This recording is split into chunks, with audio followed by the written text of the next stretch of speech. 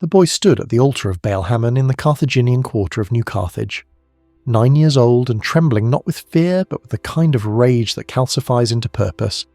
his small hand pressed against the blood-warm stone as his father, Hamilcar Barca, the Lion of Carthage, the architect of campaigns that had nearly shattered Roman Italy, gripped his shoulder with fingers that had strangled men and signed treaties with equal facility, and the father spoke words that would echo through centuries like the reverberation of a bronze shield struck by a spear, making the child swear eternal hatred against Rome, eternal enmity against the city of 7 hills that had humiliated Carthage after 23 years of the First Great War, the war that had ended with Carthaginian ships burning in their own harbours and the proud maritime empire forced to pay tribute like a subjugated province. And this oath administered in 237 BCE was not merely a father's bitterness transmitted to a son, but the crystallization of a geopolitical hatred that transcended the personal. For Hamilcar had watched his city's oligarchs surrender when victory might still have been seized, had seen the commercial aristocracy of Carthage value their trading ledgers above their honour,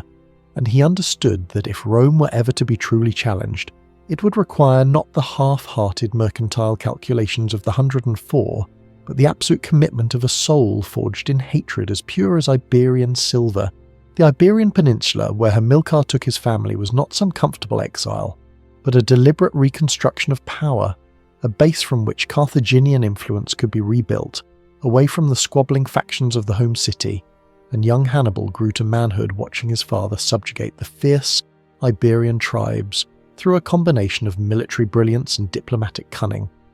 learning that war was not merely the clash of armies, but the art of making allies from enemies and resources from wilderness, observing how his father would spend hours in negotiation with tribal chieftains, understanding their honour systems, their blood feuds, their seasonal rhythms of warfare and agriculture, and then use that knowledge to either incorporate them into his growing power structure or destroy them so completely that their remnants would have no choice but to serve. The silver mines of southern Iberia poured wealth into Hamilcar's coffers, wealth that did not pass through Carthaginian tax collectors, wealth that built a personal power base independent of the merchant princes who had betrayed his vision of Carthaginian greatness. And Hannibal absorbed this lesson too, that money was congealed potential, that each ingot of silver was a sword not yet forged, a mercenary not yet hired, a tribal alliance not yet purchased. When Hamilcar died in 228 BCE, drowning in a river while fighting the Vitones, his death was the kind of ignoble end that befalls even great men when fortune turns, and the command passed first to Hasdrubal the Fair, Hamilcar's son-in-law, who had married Hannibal's sister, and who possessed diplomatic gifts that complemented Hamilcar's martial ones, continuing the expansion of Carthaginian Iberia through a network of treaties and marriages and carefully calculated shows of force, and Hannibal served under him as a cavalry commander, learning yet another dimension of statecraft, watching how Hasdrubal negotiated the Treaty of the Ebro with Rome in 226 BCE, agreeing that Carthaginian expansion would not cross that river northward, a concession that seemed to limit Carthaginian ambitions, but which actually secured the south and removed Roman pretexts for intervention, while Carthage digested its Iberian conquests. And Hannibal understood that treaties were temporary accommodations between states, that they bound only so long as both parties found them convenient, that the ink dried, but the parchment could always burn. The assassination of Hasdrubal in 221 BCE by a Celtic slave with a personal grudge elevated Hannibal to supreme command at age 26, and the army acclaimed him not through any formal process, but through the spontaneous recognition that soldiers sometimes grant to a leader in whom they see the reflection of their own desires for glory and plunder,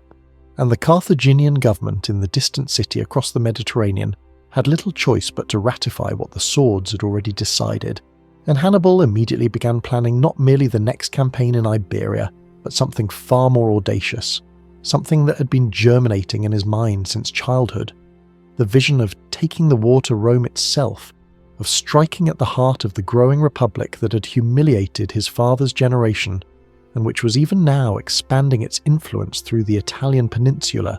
like a cancer that consumed its neighbours, while calling the process alliance and protection. The city of Saguntum stood on the Iberian coast south of the Ebro, technically within the Carthaginian sphere by the treaty terms, but it had placed itself under Roman protection in one of those ambiguous arrangements that Mediterranean powers used to extend their influence without direct annexation, and Hannibal understood that Saguntum was both an obstacle and an opportunity. An obstacle because it was a Roman listening post in his rear, an opportunity because Rome would either defend it or abandon it, and either choice would serve his purposes. For if Rome defended it, he would have his casus belli, and if Rome abandoned it, he would demonstrate to the wavering Iberian tribes that Roman friendship was worthless when confronted with serious force. The siege began in 219 BCE and lasted 8 months. Not because Saguntum was particularly strong, but because Hannibal was in no hurry, allowing time for embassies to travel to Rome, for the Senate to debate, for the full weight of his challenge to sink into the Roman consciousness, and he personally led assaults that got him wounded, showing the troops that their commander shared their dangers, building the esprit that would be essential for what was to come. And when Saguntum finally fell and its population was killed or enslaved, Rome's response was exactly what Hannibal had anticipated. Not immediate war, but rather an embassy to Carthage demanding his surrender. And when Carthage refused, finding its pride belatedly after its earlier cowardice, the Second Punic War began, though it would be unlike any war Rome had yet experienced. Hannibal's army that marched from New Carthage in the spring of 218 BCE numbered perhaps 90,000 infantry, 12,000 cavalry, and 37 elephants, though numbers in ancient sources are always suspect, inflated by patriotic historians and deflated by those wishing to magnify the achievement of defeating them. But what mattered was not the precise count, but the composition. For this was not a citizen levy or even a national army in any conventional sense, but rather a mercenary force unified only by loyalty to its commander, containing Libyan infantry with their long spears and large shields, Numidian cavalry who rode without saddles and whose horsemanship was legendary, Iberian tribesmen with their cruel falcata swords that could decapitate a horse with a single blow, Balearic slingers whose lead bullets could crack skulls at 100 paces, and these men spoke different languages and worshipped different gods and had no natural reason to cooperate, except that Hannibal had welded them into an instrument of war through force of personality and the promise of Roman plunder and the shared experience of victory after victory in the Iberian campaigns. The crossing of the Pyrenees was merely a prelude, difficult enough with the mountain tribes harassing the column and the spring snows still blocking the higher passes, but Hannibal left garrisons and made alliances and pushed through, and then came the passage through southern Gaul, which was not some empty wilderness but a complex political landscape of tribal confederations and rivalries. And Hannibal had sent envoys ahead to prepare the way, promising the Gallic tribes an opportunity to strike back at the Romans who had been pushing into the Po Valley in northern Italy, painting himself not as an invader but as the liberator who would break Roman power and allow the Gauls to reclaim their ancestral lands. And some tribes believed him, and some opposed him, and some demanded payment for passage. And each negotiation was a calculated risk, a weighing of time against resources against the cohesion of his increasingly restive army. The Rhone crossing in late summer was the first great crisis, with Roman forces known to be moving up from Massilia to intercept him. And Hannibal could not afford a major battle on ground not of his choosing before he had even reached Italy, so he sent a detachment upstream to cross at a narrower point and circle behind the Roman position,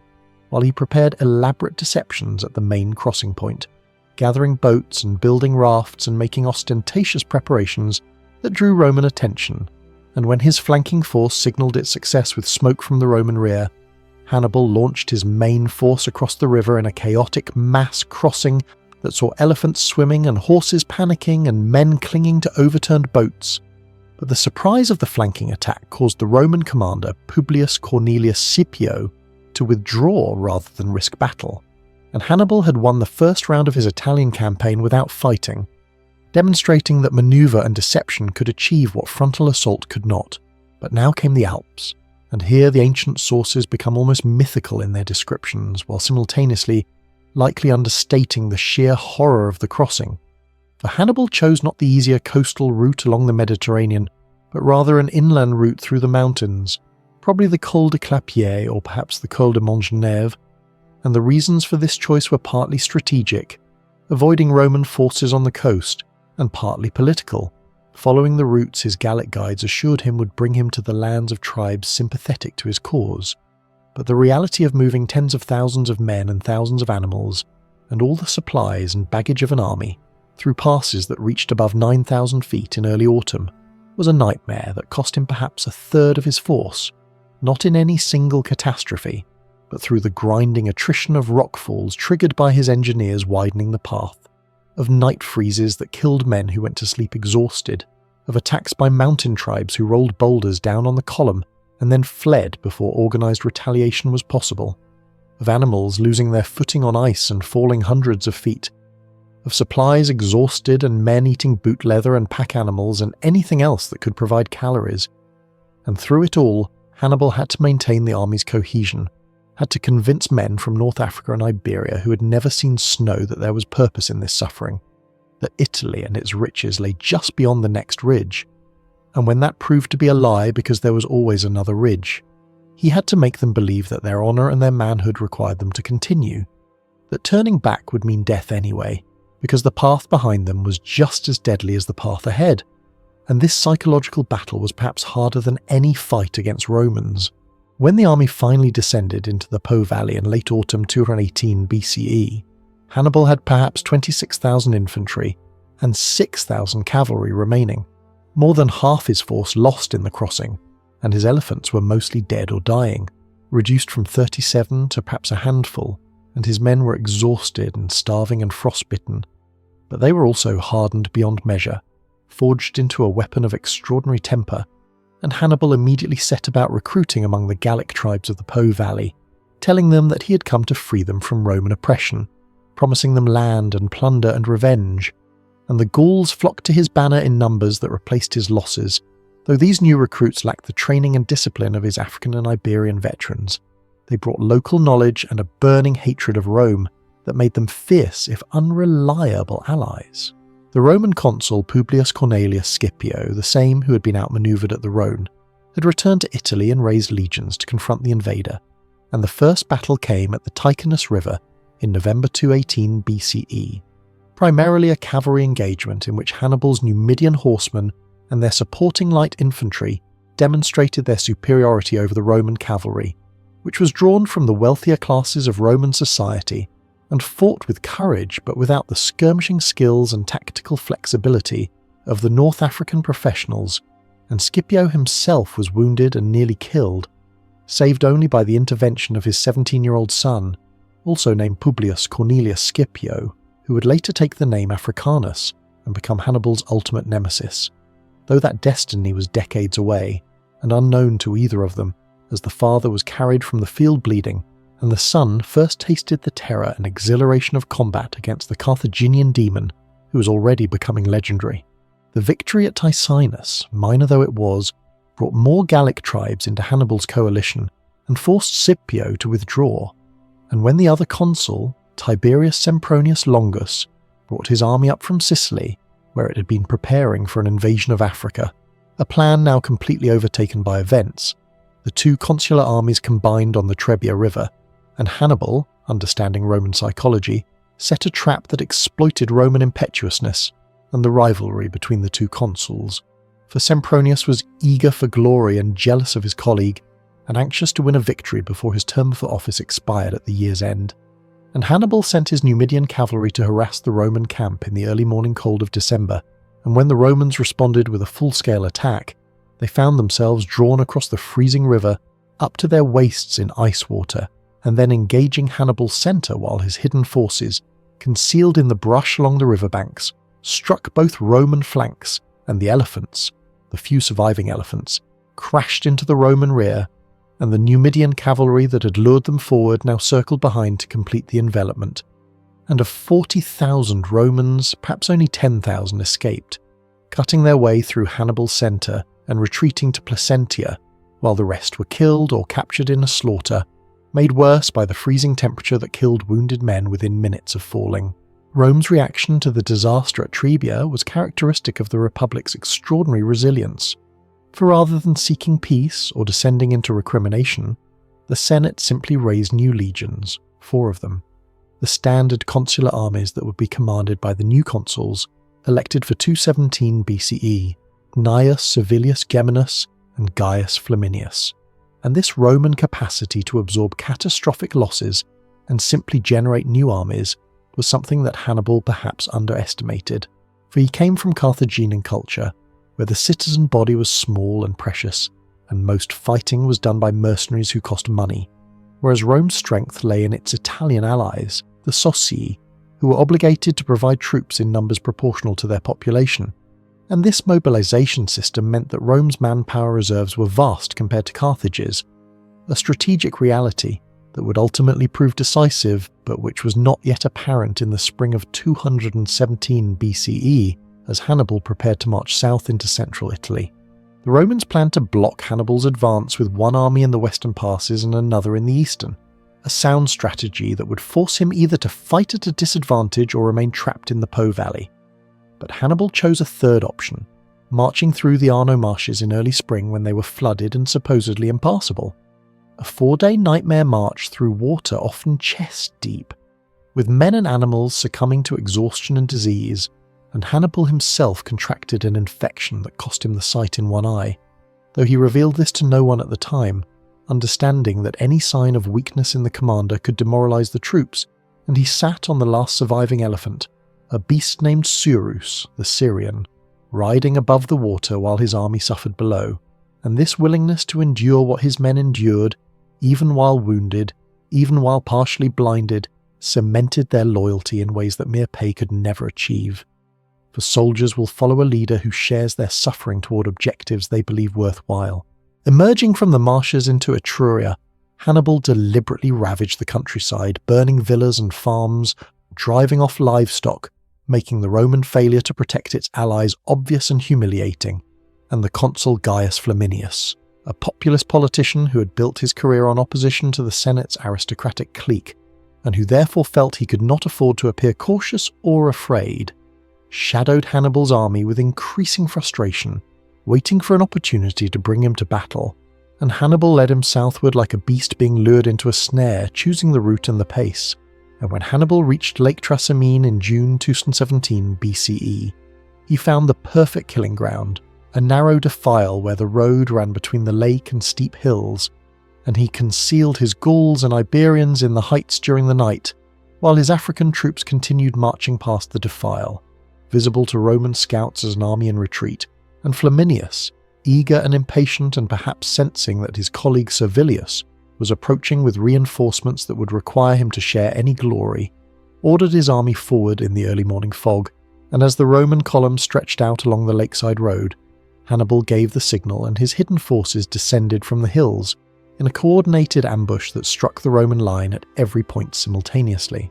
The Battle of Lake Trasimene was not really a battle but a massacre,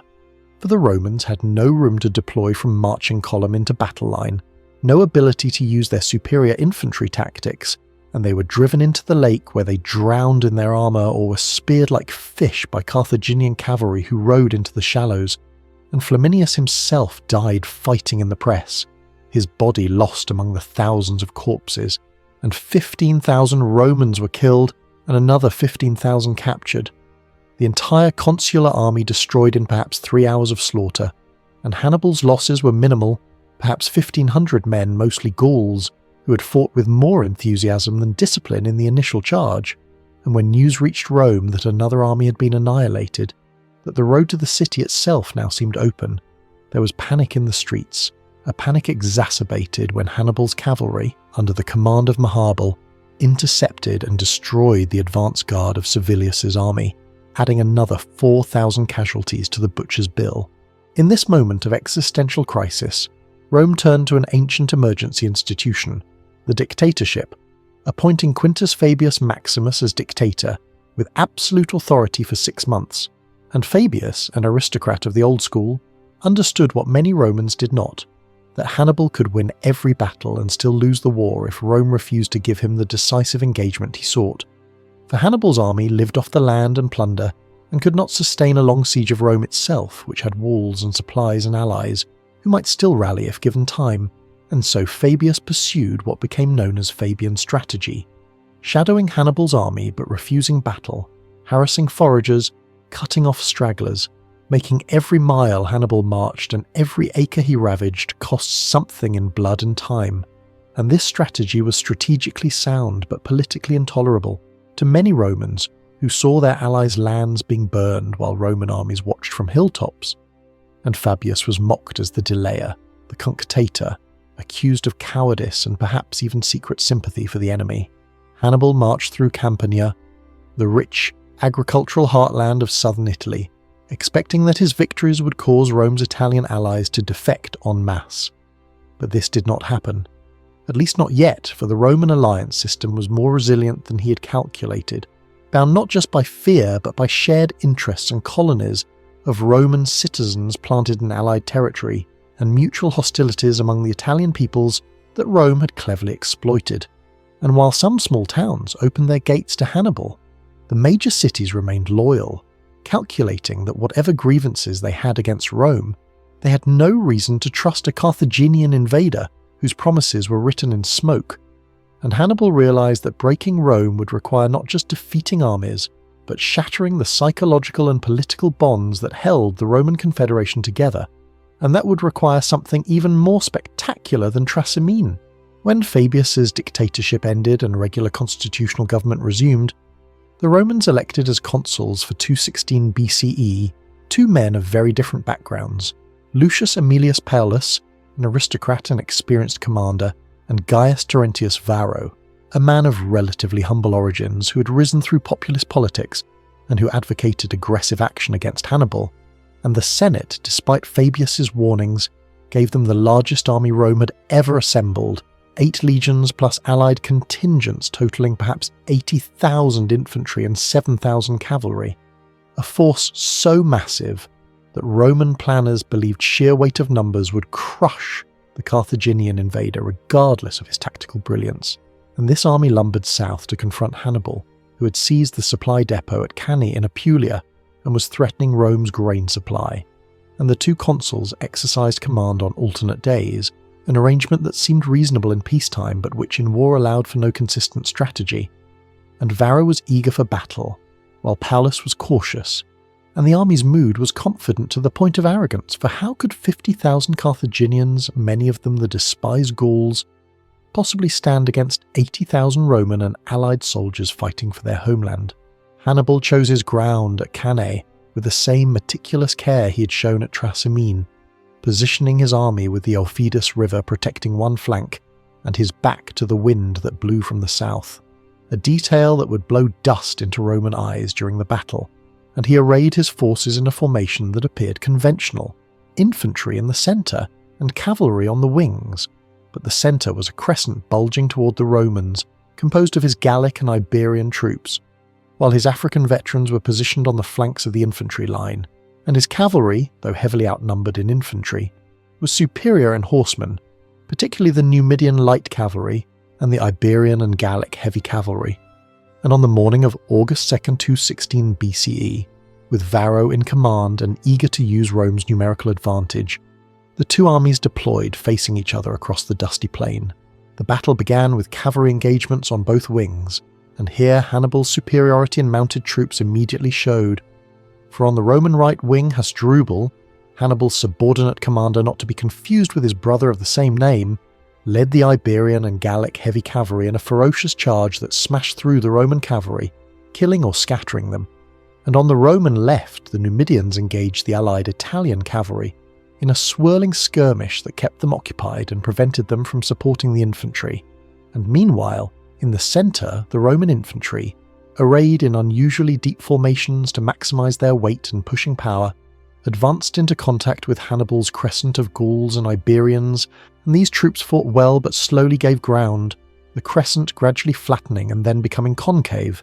drawing the Romans deeper into what was becoming a U-shaped trap, and the Romans, sensing victory as the enemy centre retreated, pushed harder, their formations becoming compressed and disordered in the press.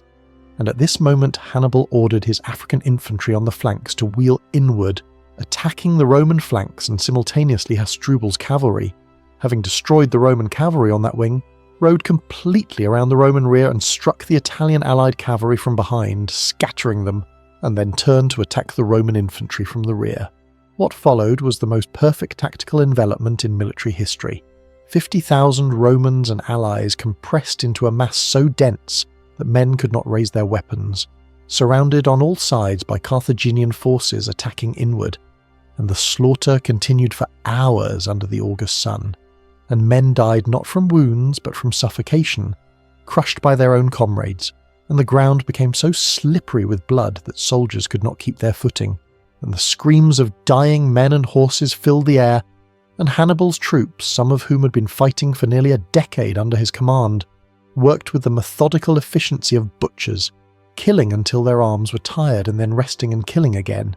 And when the sun set on the field of Cannae, perhaps 70,000 Romans and allies were dead or dying, including the consul Paulus and 80 senators who had volunteered to serve in the ranks, and entire legions had ceased to exist, and Hannibal's losses were perhaps 6,000. Mostly his Gauls, who had borne the brunt of the initial Roman assault, and Hannibal, his cavalry commander, allegedly said to Hannibal that night that if they marched immediately on Rome they could dine in the capital within 5 days. And when Hannibal refused, Hannibal said, "You know how to win a victory, Hannibal, but you do not know how to use one," a criticism that has echoed through the centuries, though its accuracy is debatable. For Hannibal's army, however victorious, lacked siege equipment, and was too small to invest Rome's walls, and the 3 days' march to Rome would give the city time to organise its defences, and Hannibal still hoped that the shock of Cannae would finally break the Roman alliance system, without need for a direct assault on the capital. And indeed the aftermath of Cannae saw defections that Hannibal's earlier victories had not produced. For Capua, the second largest city in Italy, opened its gates to the Carthaginians, calculating that this was the moment to throw off Roman dominance and perhaps even replace Rome as the leading power in Italy, and other cities in Campania and Apulia and Bruttium followed. And in Sicily, Syracuse renounced its alliance with Rome, and in Macedonia, King Philip V made an alliance with Hannibal, promising to invade Italy from the east if Hannibal would support Macedonian ambitions in Illyria. And for a moment in late 216 BCE, it seemed that the Roman Confederation was indeed collapsing, that Hannibal's strategic vision was being vindicated, that Rome would be isolated and forced to negotiate a peace that would recognise Carthaginian hegemony in the western Mediterranean and reduce Rome to the status of a regional Italian power. But Rome did not surrender, did not even consider surrendering, and this Roman refusal to accept the logic of defeat was perhaps the most important factor in the entire war. For when the Senate convened after Cannae with barely enough members for a quorum given the casualties, they did not debate peace terms, but rather how to raise new armies, and they armed slaves and promised them freedom in exchange for military service, a step that showed both desperation and determination. And they recalled the legions from Sicily and Sardinia, and they ransomed some prisoners from Hannibal, but refused to ransom others as a way of signalling that Rome did not reward failure or accept that its soldiers could be captured. And the praetor who had commanded the remnants that escaped Cannae was greeted on his return to Rome not with execution or exile, but with formal thanks from the Senate for not despairing of the Republic, a gesture that acknowledged the disaster while simultaneously denying that it was definitive.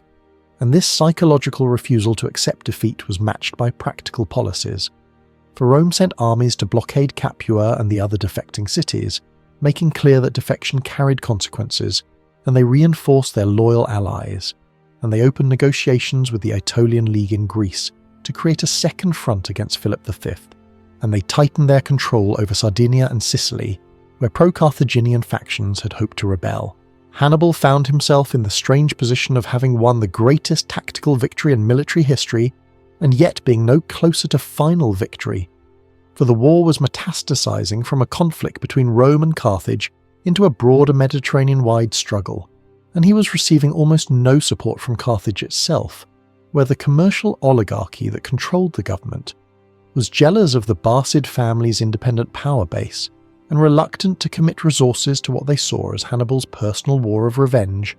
And when Hannibal requested reinforcements and supplies, the Carthaginian Senate debated and delayed and sent inadequate forces too late.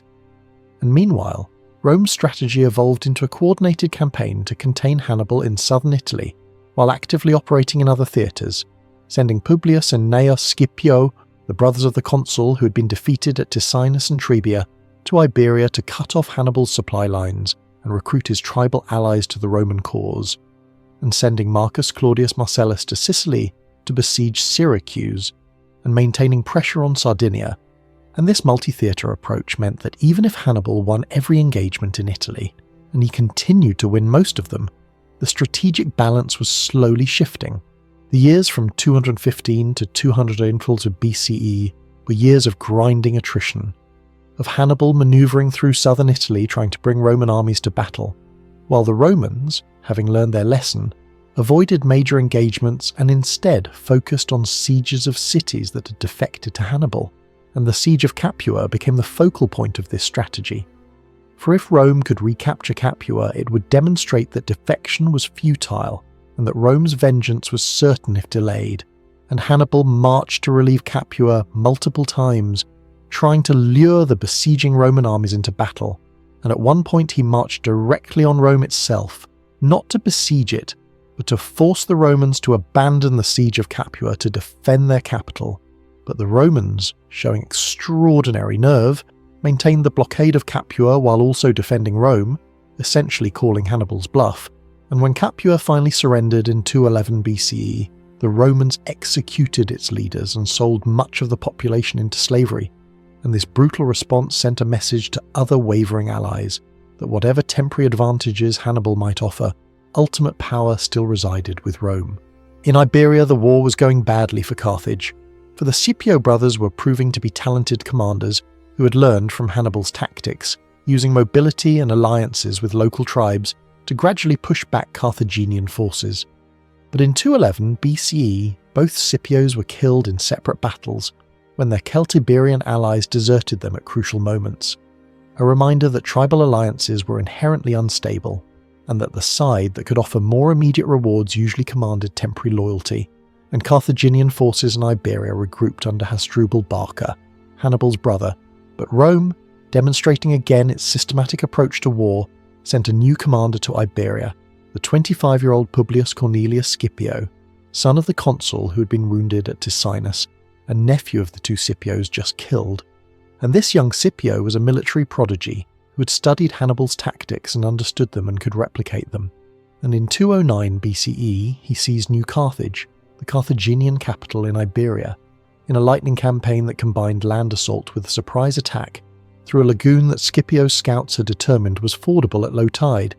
and the fall of New Carthage gave Rome control of Carthage's Iberian silver mines and arsenals and hostages from the Iberian tribes, hostages that Scipio used not as Rome had used Capua's population, but rather released back to their tribes as a demonstration of Roman magnanimity, a calculated act of propaganda that won him alliances across Iberia. Meanwhile, in Sicily, the siege of Syracuse ended in 212 BCE, after 2 years of bitter fighting, notable primarily for the defensive genius of Archimedes, the mathematician and inventor who designed war machines that sank Roman ships with bronze claws and burning mirrors, if the sources are to be believed, though his devices could only delay not prevent the eventual Roman breakthrough, and when Syracuse fell, Archimedes was killed by a Roman soldier, allegedly while contemplating geometric figures in the sand, and Marcellus, the Roman commander, supposedly wept at the loss of such a mind. But he still enslaved the surviving population and looted the city's art, and with Syracuse fallen and Capua recaptured, Hannibal's strategic position was deteriorating despite his tactical brilliance in Italy. For he was being slowly isolated, cut off from reinforcements and supplies, and his army, which had numbered perhaps 50,000 at its peak with Gallic reinforcements, was being worn down by constant skirmishing and the defection of allies who could read the strategic wind. The Battle of the Metaurus in 207 BCE was the beginning of the end, for Hasdrubal Barca, Hannibal's brother,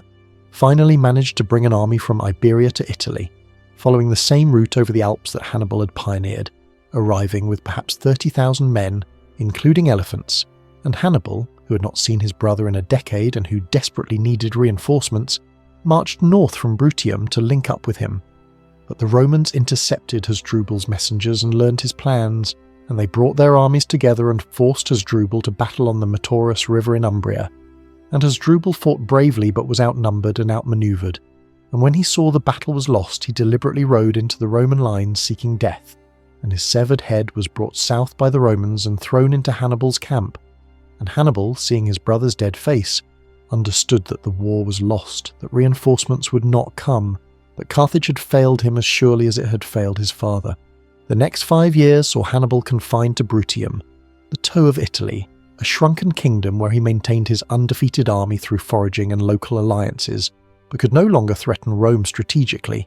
And meanwhile, Scipio completed the conquest of Iberia, defeating Hasdrubal Gisco and Mago, Hannibal's youngest brother, at Ilipa in 206 BCE, using a double envelopment that consciously mimicked Cannae, showing that Hannibal's tactical genius could be learned and replicated, and Scipio returned to Rome as a hero and was elected consul for 205 BCE, despite being technically too young for the office. And he proposed an invasion of Africa, taking the war to Carthage itself, a strategy that Hannibal must have recognised was the mirror of his own strategy 15 years earlier, and the Senate, still traumatised by Cannae and wary of another disaster, gave Scipio permission but minimal resources, allowing him to recruit volunteers but not authorising full legions. But Scipio's personal prestige was such that he raised a substantial force, and in 204 BCE landed in Africa near Carthage. Hannibal remained in Italy for another year, his presence there now more symbolic than strategic, a reminder of Rome's vulnerability and Carthage's resistance. But when Scipio began winning battles in Africa, defeating Carthaginian forces and their Numidian allies and besieging cities and threatening Carthage itself, the Carthaginian Senate finally recalled Hannibal, summoning him home after 15 years in Italy, and Hannibal, who had left as a young commander burning with his father's dreams of vengeance, and who returned as a middle-aged man hardened by years of victories that had led nowhere, evacuated his army from Bruttium in good order, a final demonstration of his organisational genius, and sailed for Africa. And the soldiers who had followed him for more than a decade, men who had crossed the Alps and survived Trasimene and Cannae, and 100 smaller engagements, went with him, still loyal despite everything, and one wonders what they thought as the Italian coast receded, whether they understood that all their victories had been futile, that they had broken Rome's armies but not Rome's will. The Battle of Zama in 202 BCE was the final accounting, Hannibal's first and only clear defeat in a pitched battle, and it came against Scipio Africanus, as the young Roman general would be called after this victory, and the irony was that Scipio used Hannibal's own tactics against him, coordinating infantry and cavalry in the combined arms approach that Hannibal had perfected, and Hannibal's cavalry, once his decisive advantage, was inferior at Zama because Scipio had allied with Massinissa, the Numidian prince who brought his horsemen to Rome's side, and when Hannibal's cavalry was driven from the field early in the battle, Scipio's cavalry pursued, but then returned to strike Hannibal's infantry from the rear, exactly as Carthaginian cavalry had done to the Romans at Cannae, and Hannibal's infantry fought stubbornly, his veterans still disciplined and dangerous, but they were surrounded and defeated, and Hannibal himself barely escaped the battlefield, and for the first time in his life he had to admit tactical defeat, and he reportedly said that he had met a general who had learned his lessons well. The peace terms that Rome imposed after Zama were harsh but not annihilating. For Rome's goal was not to destroy Carthage but to eliminate it as a strategic rival, and Carthage was forced to surrender its entire navy except for 10 ceremonial ships, to pay an indemnity of 10,000 talents over 50 years, to give up all territory outside Africa, to promise not to wage war without Roman permission, and these terms reduced Carthage from a great power to a prosperous but impotent trading city, and Hannibal, rather than being executed or exiled as might have been expected, became Sufi, the Carthaginian equivalent of a consul, and he set about reforming Carthage's government and finances, trying to root out the corruption of the oligarchy that had failed to support him during the war, and he proved as capable as an administrator as he had been as a general, reorganizing the tax system and challenging the power of the commercial aristocracy. But this very competence made him enemies among the wealthy families who had profited from the old corrupt system, and these families sent messages to Rome claiming that Hannibal was plotting a new war, conspiring with Antiochus III of Syria to challenge Rome's growing power in the east, and whether these charges had any substance is unclear, though Hannibal did eventually flee to Antiochus's court in 195 BCE when Roman envoys arrived in Carthage demanding his arrest. The final 2 decades of Hannibal's life were a sad epilogue to his earlier greatness, for he became a wanderer in the eastern Mediterranean, offering his services to various kings who opposed Rome, serving as an advisor to Antiochus III during the Syrian War until Antiochus's defeat at Magnesia in 190 BCE demonstrated that even the great Hellenistic kingdoms could not stand against Rome's legions and systematic approach to warfare,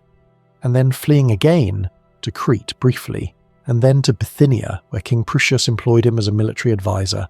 and the Romans pursued him even there, demanding his extradition, and in 183 BCE, with Roman agents closing in, and at age 64, Hannibal took poison, allegedly saying, "Let us relieve the Romans of their anxiety since they think it too long to wait for an old man's death." A final gesture of defiance and contempt for the enemy he had fought all his life,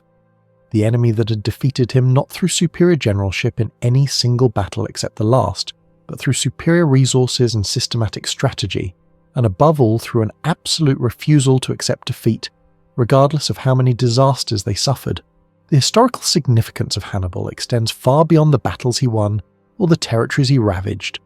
for he demonstrated to Rome and to all subsequent observers that Rome was vulnerable, that its system could be defeated, that its armies could be destroyed, and yet paradoxically his campaign also revealed Rome's greatest strength, which was not its legions or its generals, but its political system's capacity to absorb catastrophic losses and continue fighting,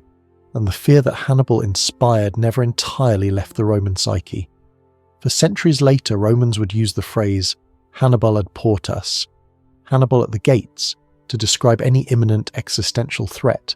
and parents would use his name to frighten children,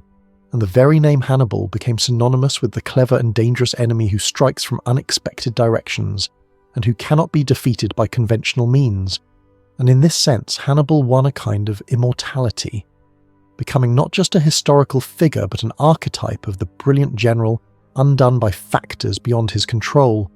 the strategic genius who could win every battle and still lose the war. And military theorists from Clausewitz to modern staff colleges have studied his campaigns trying to extract lessons about strategy and tactics, and logistics, and the relationship between military force and political objectives. What Hannibal ultimately shattered was neither Rome's armies, which were rebuilt again and again with grim determination, nor even Rome's confidence, which proved far more resilient than anyone might have expected.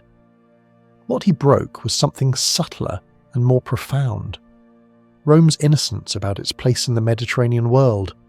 Before Hannibal, Rome had been an Italian power, steadily extending its influence beyond its core, sometimes fighting wars, sometimes negotiating alliances, but generally convinced that it was secure behind its legions and its network of allies. Rome believed that its strength, once achieved, was durable, that threats could be managed as they arose, and that its position in the world was fundamentally stable. After Hannibal, that illusion was gone. Rome emerged from the war with a new understanding, that security was never permanent, that danger could come from any direction, and that potential enemies, if left unchecked, would inevitably become actual ones. This realization marked a profound psychological shift. Rome no longer believed that reacting to threats was sufficient. Instead, it came to believe that threats had to be anticipated, contained, and, if necessary, destroyed before they could fully materialize. This change in mindset was perhaps Hannibal's most enduring legacy. It was this psychological transformation that helped turn Rome from a defensive confederation focused on protecting its Italian heartland into an aggressively expansionist power that would eventually dominate the entire Mediterranean basin.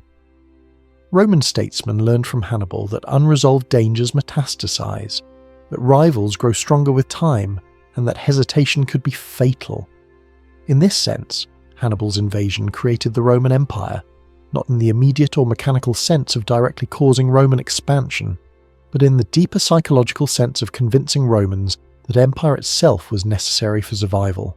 The Rome that destroyed Carthage in the Third Punic War in 146 BCE, burning the city to the ground in a final act of annihilation, was a Rome shaped by the trauma Hannibal had inflicted generations earlier. It was a Rome determined never again to allow any rival to grow powerful enough to pose an existential threat. From this perspective, Hannibal's greatest achievement was not the tactical brilliance of Cannae or the audacity of crossing the Alps, but the nightmare he planted in the Roman mind, a psychological wound that shaped Roman strategic thinking for centuries. In this sense, the boy who swore eternal enmity toward Rome at the age of 9 succeeded beyond even his father's dreams. Hannibal did not merely fight Rome, he changed it. He broke something in Rome's way of thinking, and in rebuilding that broken part, Rome became the empire that would dominate the known world. This is the central paradox of Hannibal's story. His greatest victory was also his ultimate defeat. By traumatizing Rome, he made it strong enough to destroy not only him, but his family, his city, and ultimately the entire Carthaginian civilization. Carthage was erased so thoroughly that today we know it almost entirely through Roman sources, through the accounts of its enemies. Even Hannibal's own voice has been lost, his thoughts and words filtered through historians who wrote in Latin and Greek, the languages of those who defeated him. The nightmare that broke Rome's mind survives only in Rome's memory, a final irony that Hannibal himself, keenly aware of irony and the cruelty of fate, might have appreciated as he drank poison in exile in Bithynia, knowing that he had shaped history in ways he never intended. His war against Rome made Rome eternal, while ensuring that Carthage would be forgotten. This recognition of unintended consequences and of the gap between tactical brilliance and strategic success turns Hannibal's story into more than a military narrative. It becomes a meditation on the limits of individual genius in the face of structural forces, on the reality that even the greatest commander is constrained by the resources, political cohesion, and endurance of the society that supports him. Wars are not won by generals alone, but by the societies willing and able to sustain them. Rome's society, for all its flaws and cruelties, proved more resilient than Carthage's merchant oligarchy. It was more willing to sacrifice, more capable of absorbing catastrophic losses, and more determined to continue fighting across decades of conflict. This Roman capacity for sustained effort, for systematic strategy that traded immediate tactical advantage for long-term strategic position, and for political unity in the face of disaster, was something Hannibal could recognize and even admire, but could not ultimately overcome. And so Hannibal's story is, in the classical sense, a tragedy. The story of a great man brought down not by vice or incompetence, but by circumstances beyond his control, by inadequate political support, limited resources, and the relentless grinding power of an enemy that refused to accept the logic of defeat. This tragic dimension gives his story a power that transcends the purely military or historical. It becomes a narrative about human limitation and ambition, about the gap between what we attempt and what we achieve, about the ways history shapes individuals even as individuals shape history. These themes are why Hannibal's story has endured for more than 2,000 years and continues to fascinate. In studying Hannibal, we study not only ancient warfare, but the human condition itself, the eternal struggle between genius and circumstance, between will and fate, between the individual and the vast forces of history that dwarf even the greatest figures. In this sense, Hannibal belongs not only to military history, but to the broader tradition of tragic heroes who attempt the impossible and fail magnificently. His failure was magnificent. He came closer to destroying Rome than any other external enemy ever would. That he ultimately failed does not diminish his achievement, it makes it more poignant. In his campaigns, we see both what human genius can accomplish and what it cannot. This dual vision of possibility and limitation is what makes his story not merely interesting, but profound. It remains relevant as long as states compete, generals plan, and individuals dare to challenge forces greater than themselves, knowing that victory is uncertain, but that the attempt itself still carries meaning. Hannibal's attempt had meaning enough to echo through the centuries, shaping the empire that defeated him and providing lessons for generals and statesmen far removed from the dusty fields of Italy where he marched, fought, and ultimately failed. Perhaps the greatest irony of all is that Hannibal, Rome's greatest enemy, became its greatest teacher, and through Rome, the teacher of Western military thought. His tactics are studied, his strategy is debated, his name invoked whenever a smaller force confronts a larger one, whenever unconventional thinking challenges orthodoxy, whenever intelligence and will dare to confront superior power. In these invocations, Hannibal lives on.